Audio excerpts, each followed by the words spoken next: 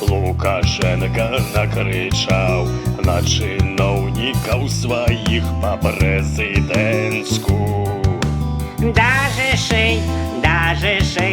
Даже Шимон генерал испугался Лукашенко не по-детски. Ён охрип, ён насіп, войня легкая к яму. Ён кричить і ўсё не можа докричаться. Вы все пойдете в тюрьму, жесточайше всех порву. Все равно никто не хочет подчиняться. Он кричал,